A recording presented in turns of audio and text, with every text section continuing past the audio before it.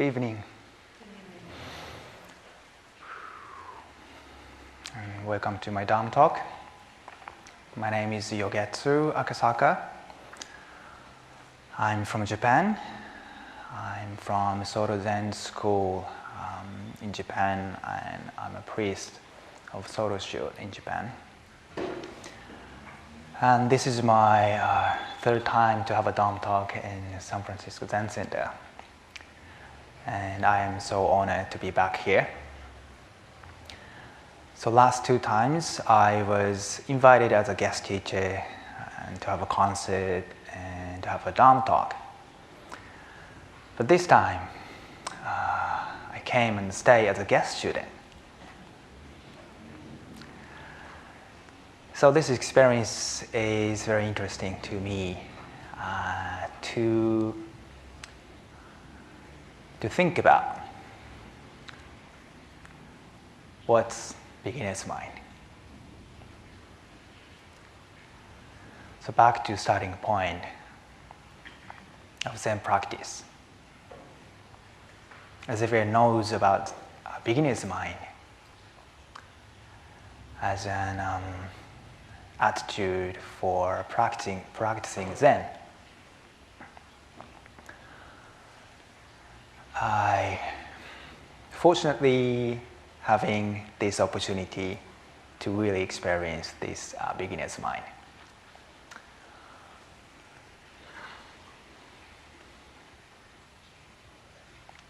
Cleaning a bathroom. This is the whole point. Thinking about duality and non-duality. What is good and bad? What is like and dislike? We can always sense what we are, our perception and our belief, our recognition through observing ourselves.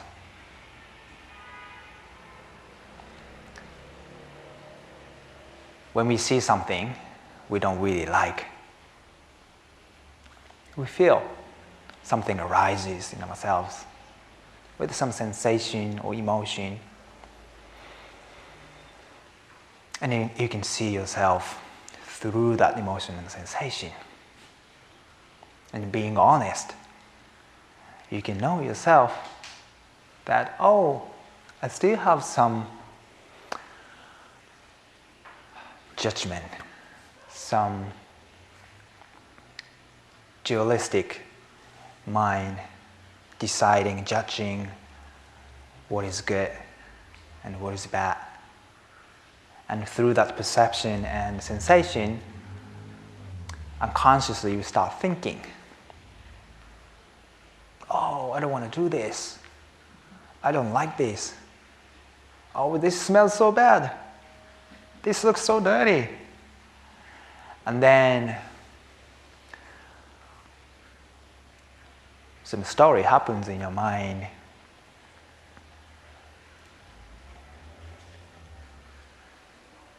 And maybe you will think, oh, I don't want to do this anymore.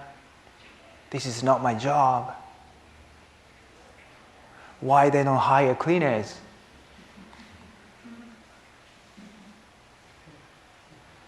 So I would just say cleaning a bathroom is, I would just say, one of the best Zen practices.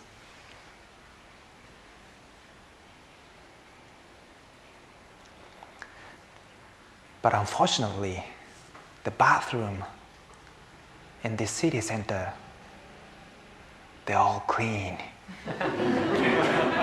They're all new.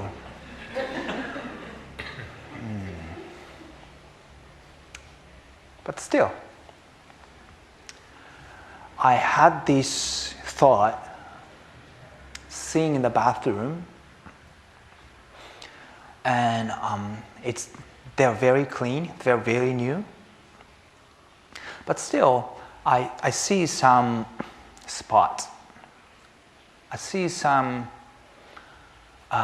red mold start growing. And then I like, I like clean. So I see things and I'm like, oh, why don't they just keep cleaning this? Because, this is still so new. So we have to keep this really clean. But at the same time, wait. We cannot keep everything the same.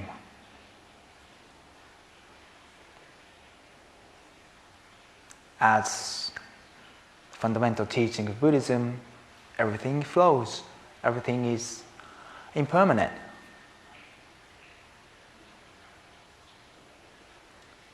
So the clean and new bathrooms also get old, dirty, little by little, even if we keep cleaning it.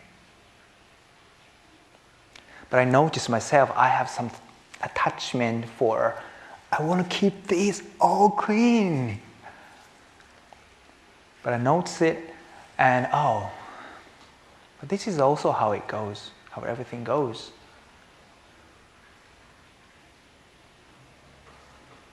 I cannot keep an eye in the bathroom every single day, and I'm not the person who lives here permanently. So, this is my thought, this is my idea. Still, I notice myself, I like things to be clean, but not to be too attached.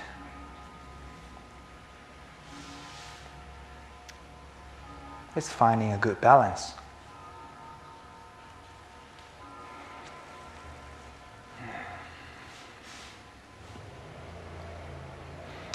And also back to the point, the concept, the core essence of doing all the practices in a mindful way. This is also what I really wanted to practice, how I keep myself in a very mindful state while I'm cleaning a bathroom.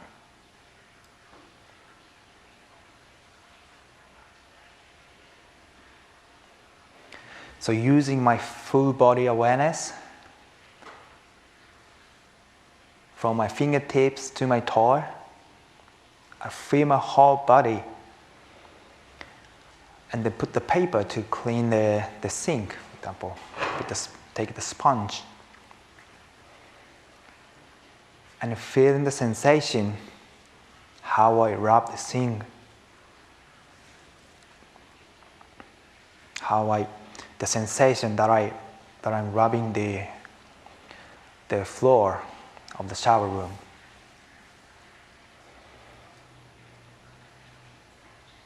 And using this awareness, the cleaning itself can be really meditative. Sitting in Zazen in silence, you sit in silence. But cleaning the bathroom, you meditate, you get into the meditative state with emotion. And there are some triggering points. Smells and some dirty stains maybe you don't really want to see and you don't really want to go. And that moment you start feeling some sensation and emotion, and you can notice some stories start happening in your mind.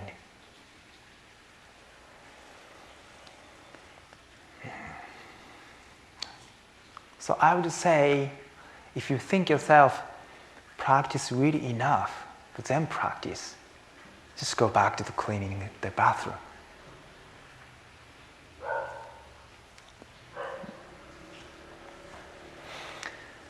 And I also had some opportunity to do some painting. I painted some closet. The closet inside is getting old. and I restored the closet. So painting is also interesting. Painting can be really meditative as well. And through the painting the wall, and at the same time, through seeing all those old walls and doors, I sense the history of this center. How old is this painting? 40 years old, 50 years old, even older than that? So this painting is older than me. What kind of people are practicing in those periods? And thinking about the history behind this wall,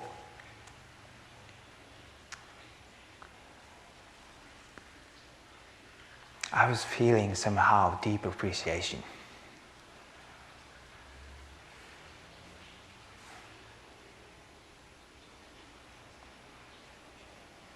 How this center was made, and how this center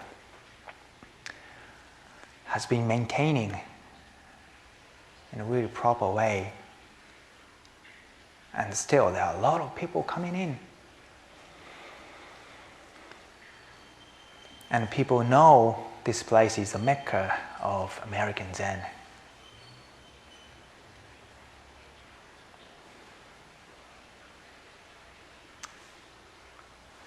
So during that practice of painting, I was practicing how I can tap into meditative state through my movement from my hand to toes, from the sensation that I can feel through the brush, and seeing how the wall is painted through my movement, and at the same time still trying to feel the trying to be the fully body awareness.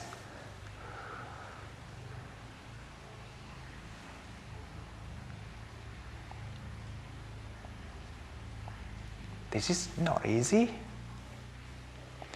but at the same time, if you're fully into it,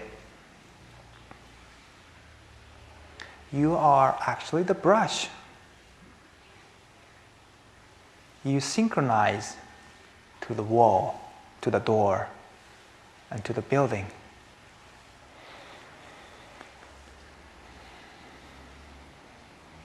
So I found myself, oh, this is Zen practice. This is how Zen practice is so special through doing nothing special.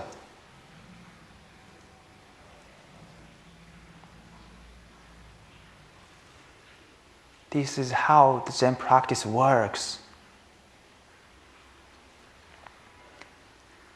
Having some realization through nothing special.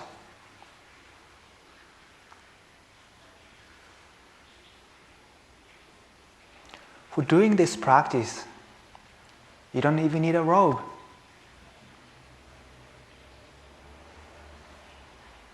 You just need to have some intention to tap into that state.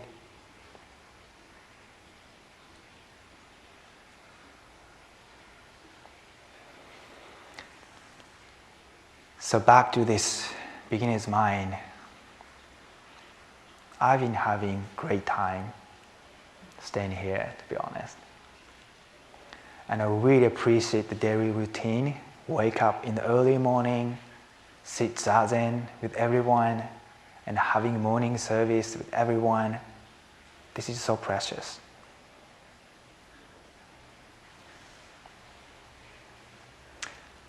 In Japan, once you leave the monastery and become a priest, you never become a monk and practice in the monastery anymore. Maybe you can become a teacher, come back as a teacher, but you cannot come back as a practitioner.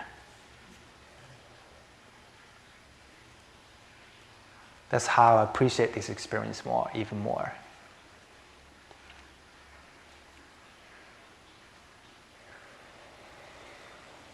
So back to beginner's mind. I'm really having a beautiful experience, having a good time to be here.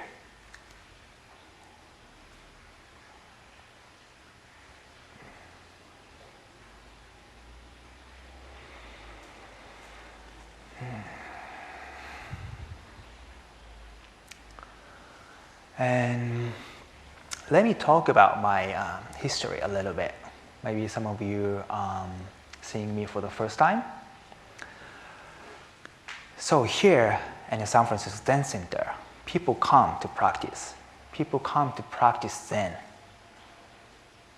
And the people who know more or less about Zen, Buddhism is all about how we can live this life with less suffering.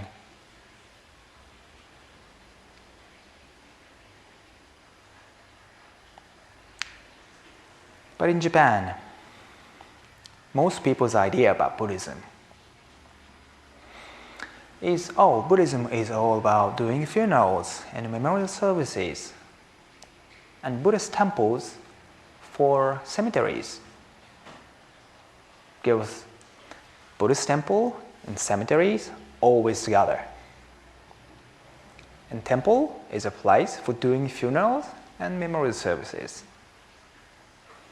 And the priest's main job is doing funerals and memorial services, maintaining temple, and succeeding a temple, generation to generation.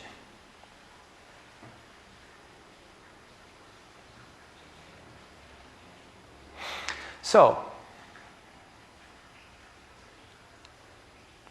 the reason I became a monk is because of my father. He became a monk later in his life. When I was in high school, he left home and became a monk and practiced in a monastery. He left home, and after years of practice, he became a priest of local temple.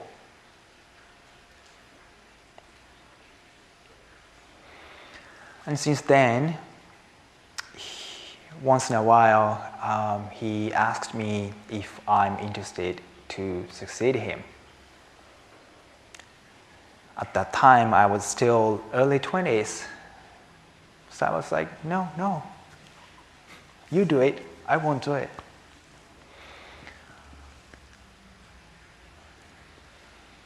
Because my idea was also, hey, Japanese Buddhism is all about doing funerals and memorial services, right? I'm not interested in it. Funerals. I don't want to do that sad job. I want to have some happy job.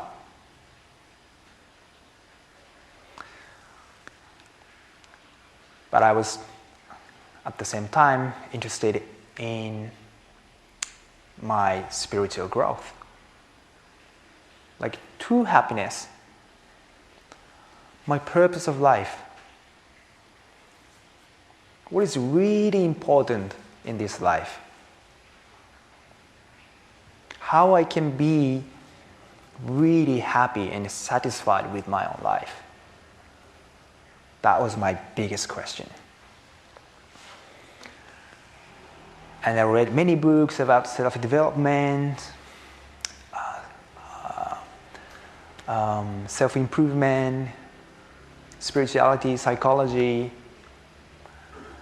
And I got this conclusion that, hey, true happiness is all about inside. That's how many people say, especially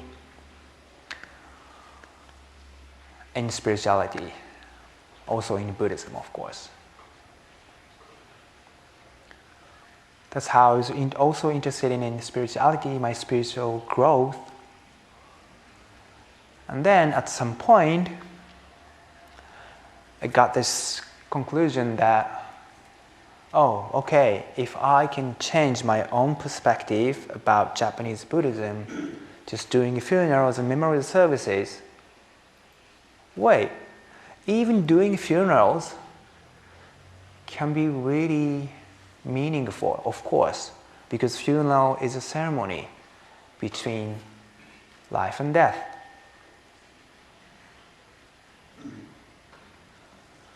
So, becoming a priest can be really meaningful.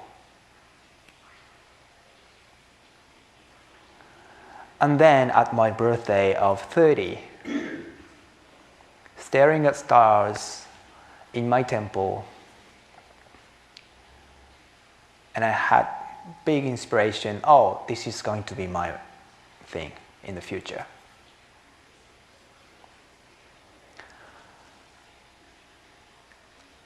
Then after years, I became a monk. I found my teacher, who was a former head priest of Sojiji Sōtō head monastery. And his name is Koshu Itabashi. So he passed away about 4 years ago. And I practiced at his monastery. And there are two teachings that I usually refer to. One is one breath, then to another, is the true experience of our life. We can feel what our life is through the breath.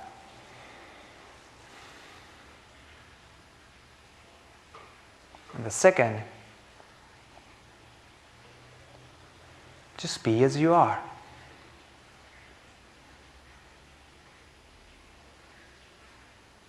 From his presence, I learned so much. How just be as you are. It's so important to have inner freedom.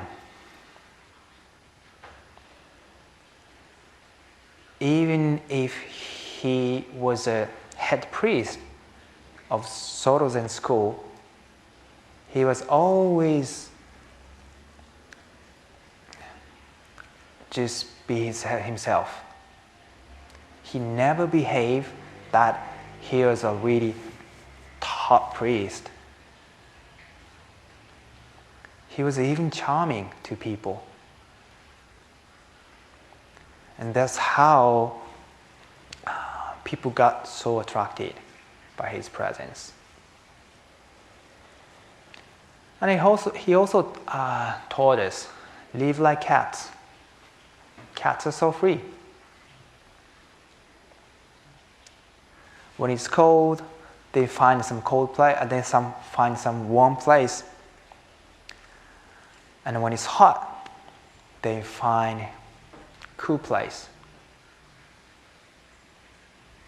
Never criticize. Just be as they are.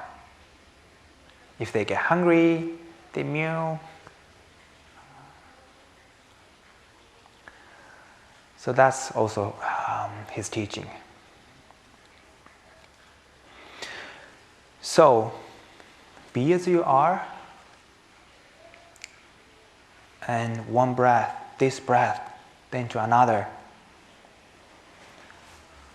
This is the experience of life. Those two teachings I would like to apply my way of sharing the experience of Zen.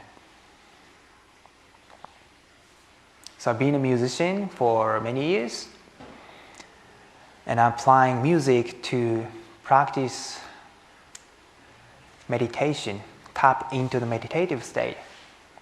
Music can be a really good support for people who usually struggle with sitting meditation in silence.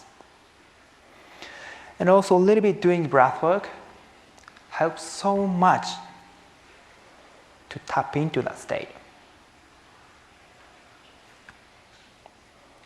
So I would like to guide you a little bit doing something I usually offer people.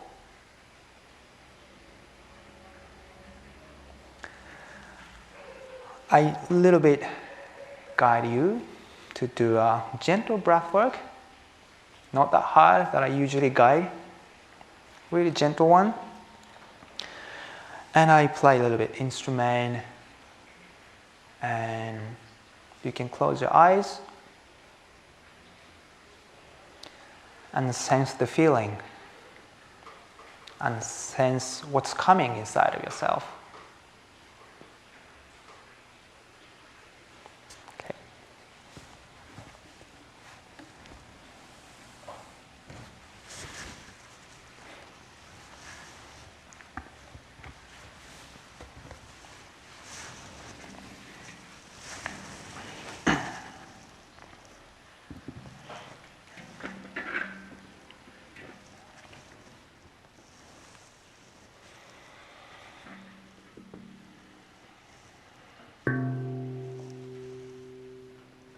So if you like, you can close your eyes and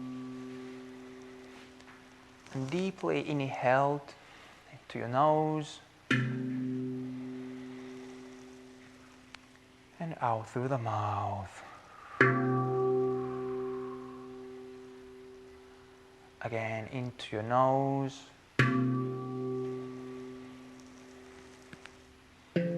and out through the mouth.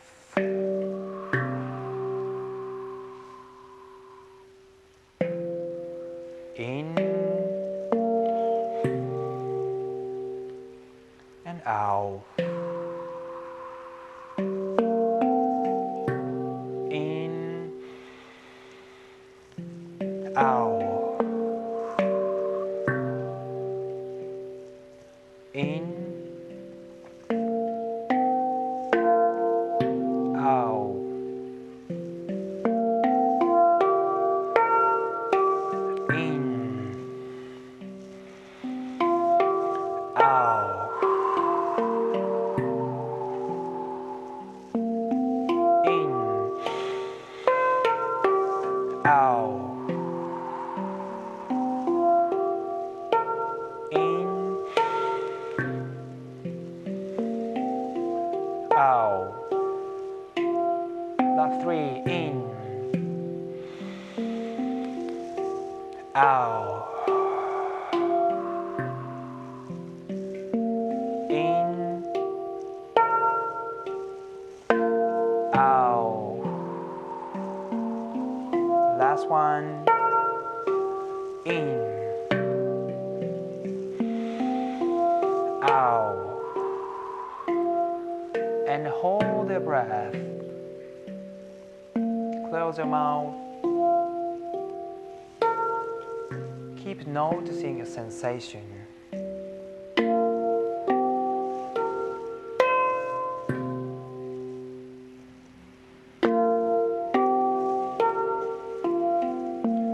Ten, 9, 8, 7, 6, 5, 4, 3, 2, 1. Breathe into your nose and hold again.